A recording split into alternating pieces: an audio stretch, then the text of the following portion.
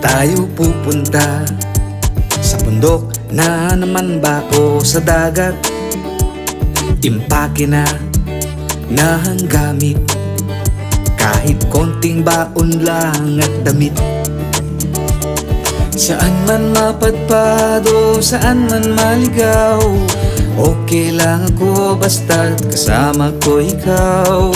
Di magtatagal, ako ay magdarasal, sana'y tumagal pa ang pasyal. Tahimik man o magkwento, okay lang sa